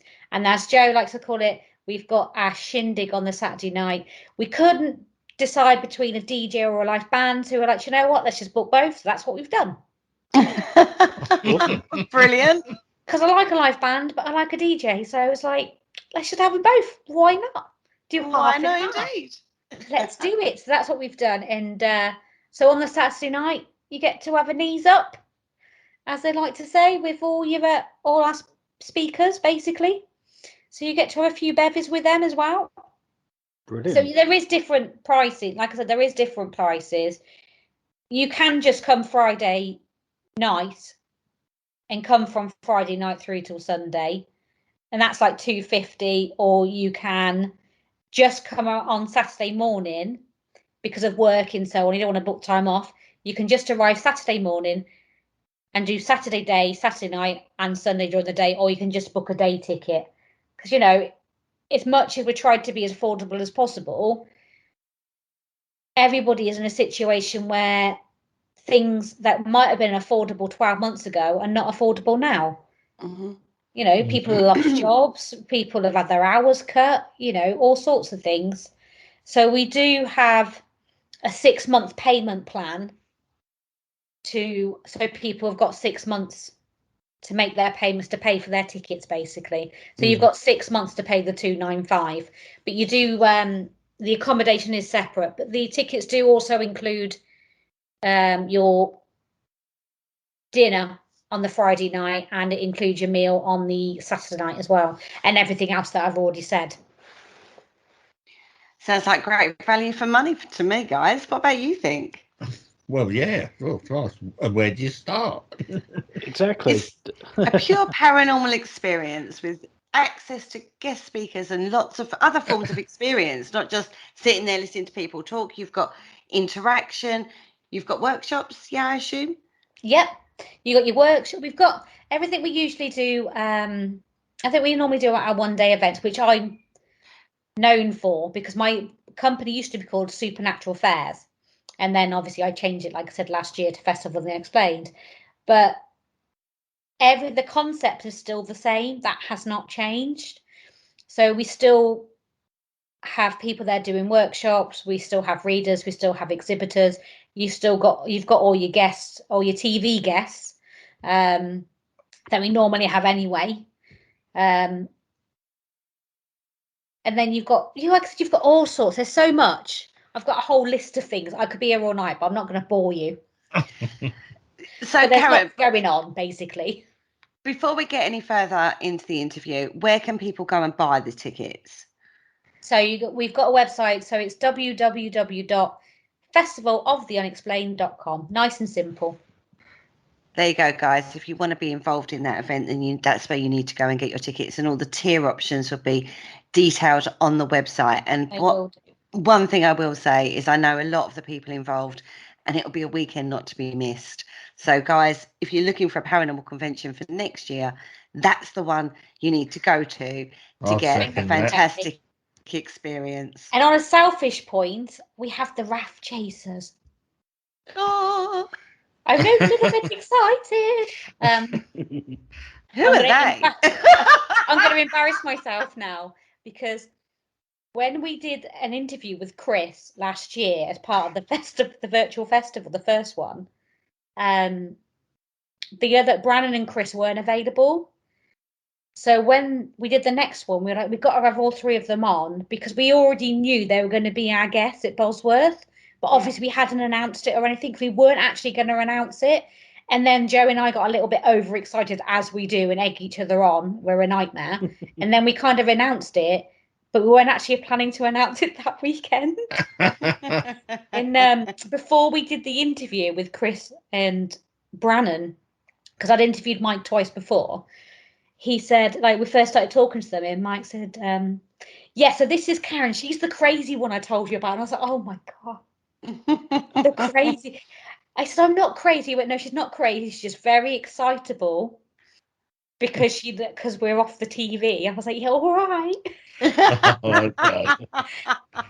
And they just laughed. Like, we couldn't do the interview for about 20 minutes because they were just constantly laughing because they couldn't.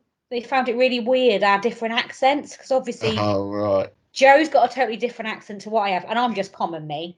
So, you know, so they found it very strange the way we both talk, and we're from the same country. They find the UK very odd in that respect. Is that the 'Cause Tennessee different parts race? of the country all talk different. Is that the Tennessee race chasers? Yeah. Yeah, I know them. Yeah. Yeah, they're lovely. Yeah. I'm looking forward to meeting them in person. All right. Then, because Chris, Brannon, and Mike are coming to the festival next March. Then we've got Sarah and Phil Wyman. We've got Patty Negri, which most people know who she is from Ghost Adventures. We've got like I said, we've got Barry Fitzgerald as well. Oh, I love Barry Fitzgerald. He did our last festival for us. I think it was last festival. I can't remember. We did the last festival. We couldn't do it, so we did the Keep On Chatting instead for us. But yeah, he's one of our guests next year as well. So I think we've got about 13 guests, so I won't bore you with them all. Go on the website and have a look. I think the thing with guest speakers is that even if you've seen them on the telly or whatever, when you actually meet somebody in person, you realise that the knowledge that they have beyond what you see put out there is phenomenal. It is something completely different experience to what you would expect. And Barry Fitzgerald was actually one of those kind of people. When I actually heard him speak, the knowledge and the experiences he's had personally through the paranormal were just mind-blowing. It is so much beyond what you see in the media, the public exposure these people get. So guys, seriously, go listen to the talks. You will be blown away at the wealth of information that comes at you. And you think you know the paranormal, you kind of don't until you get to hear these people that have been doing it for a long time. It's their job, it's their life. When you start hearing them talk, it's just a different ballgame completely. Don't you agree? Yeah, definitely. It's sad really, because a lot of the time, whenever we have these fantastic people that come and talk for us, I miss them. It's like last year we had at our only physical event, we had Penny came and did a talk for us, Penny Griffiths Morgan, and I completely missed it because I was so busy doing other things and making sure everyone was okay, because that's just kind of what I do. I can't help myself, even though I know it's all going fine. I have to individually check on every single exhibitor and make sure they are okay. Find out if they need anything. Do they need any water? Are they okay for a cup of tea? Do they need anything at all from me? I check on the public when they're coming in and out all the time. Is there anything I can do for you? Any way we can help you? Do you know what talks you'd like to see? And so on. And the same with the speakers. So I never actually sit and relax and actually ever watch a talk. I've never actually in 5 years sat and watched any of the speakers.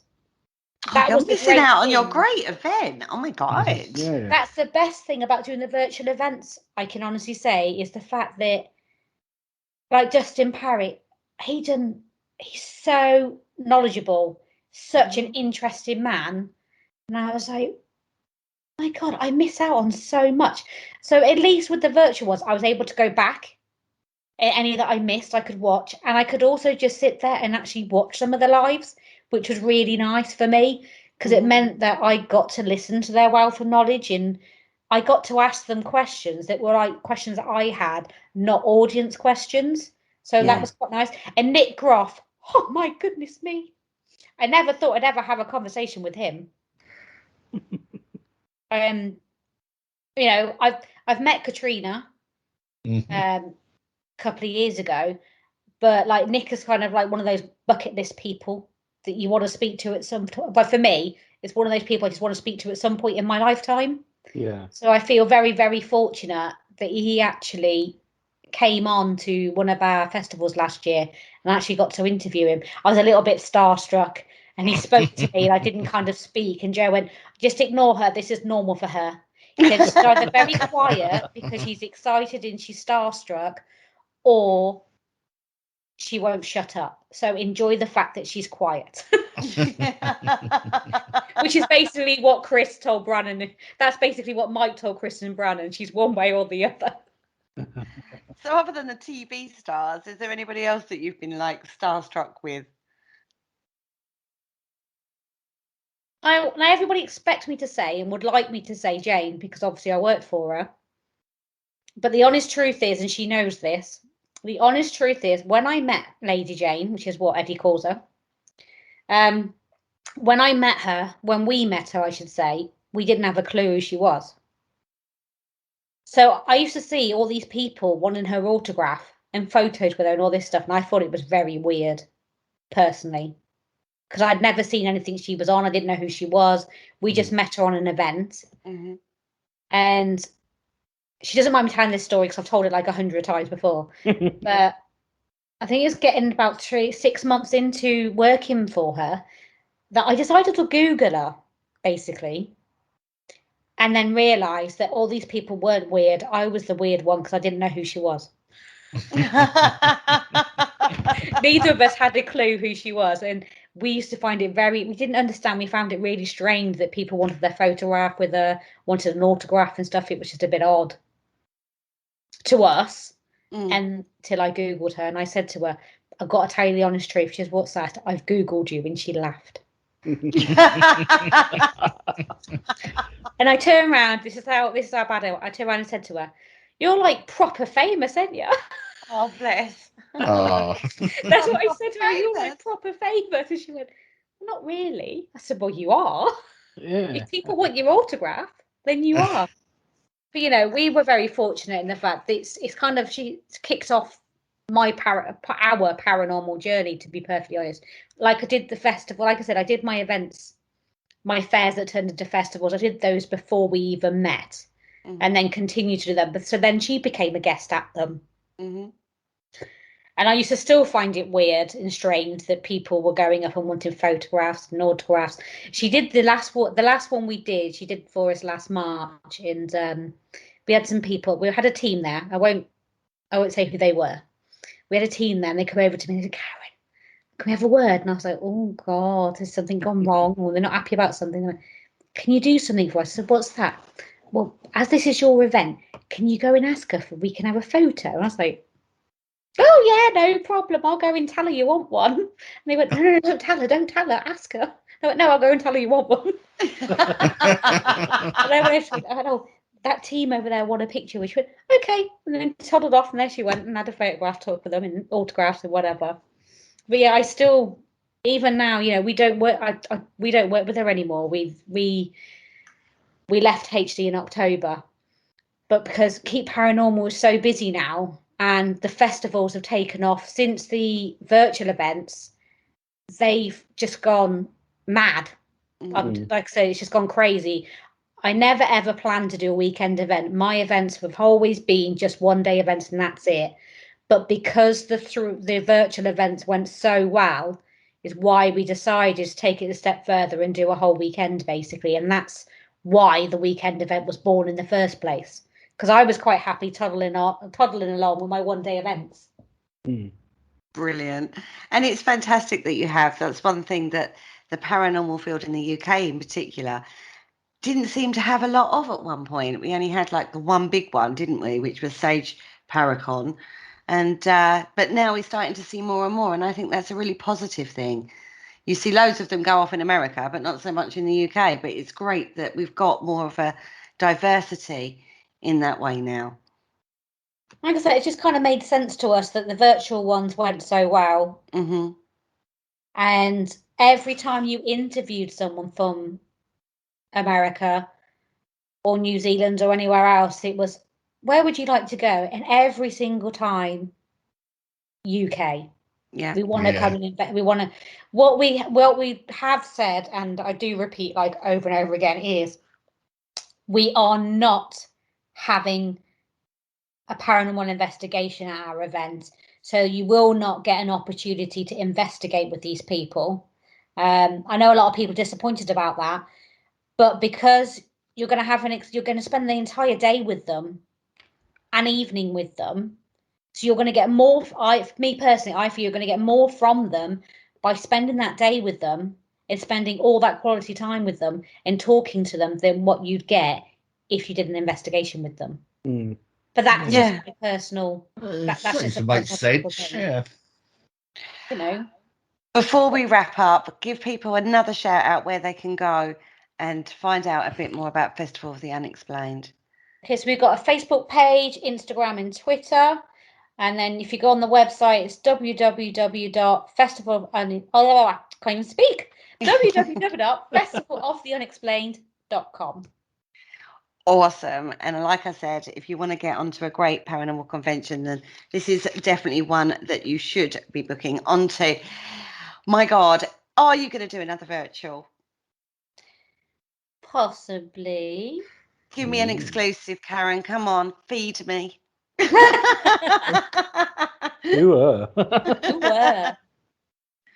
We haven't ruled it out.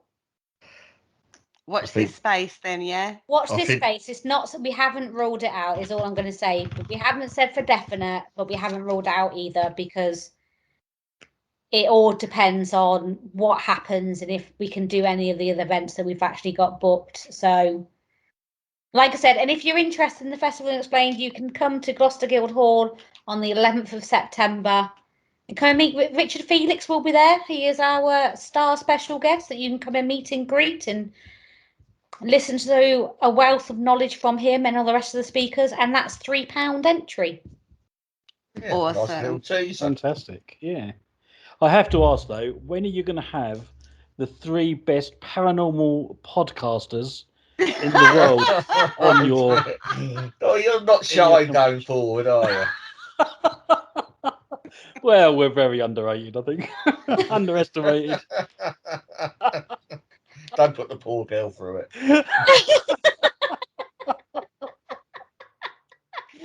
Actually, we've actually had a conversation about 12 months ago, and we started a conversation about a year ago, and I don't think we actually ever finished the conversation. No, we probably didn't. It never happened. Oh, it's about time it did. Yeah, absolutely. It must have been at least a year ago now. We was like, yeah, we definitely got to get together and do something. It's never happened. No, but it's like you say, it all went up in the air, didn't it? And a whale broke loose. So we are coming out of that now. So I'm sure that I promised myself before the pandemic that I was going to deal with this social anxiety thing that I've got going on, which is well known now. And then the pandemic hit. So I was like, yeah, I get to stay in legally. No one's going to call me out.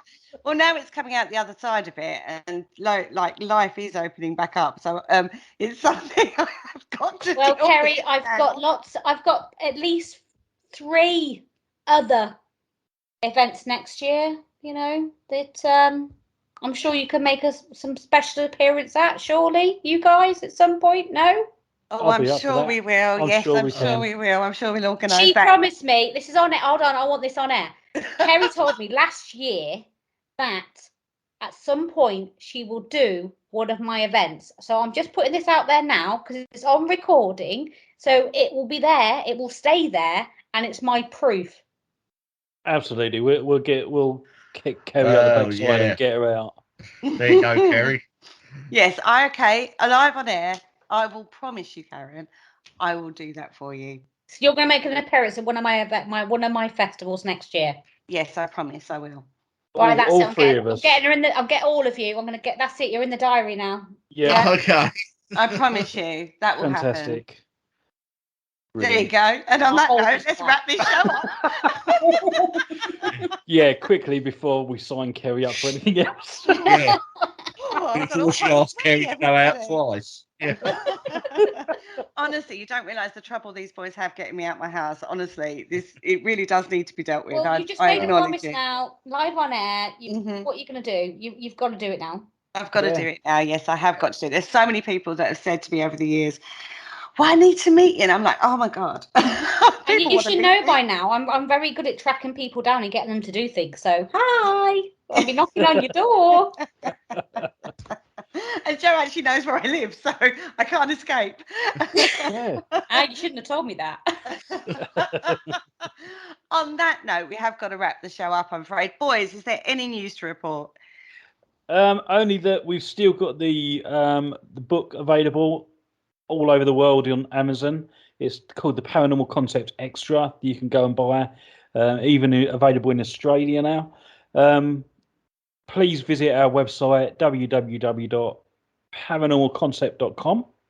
It's got all our old shows and loads of blogs that we've written. But the blogs that are on there, they all follow on from each other. So if you haven't read any of them, go back to the start, read them all again. We will get them over there, don't you Yeah. worry. Absolutely. Right. On that note, there's nothing left more to say other than thank you so much, Karen, for joining us tonight. And say good night, guys. Good night, Good night, guys. guys.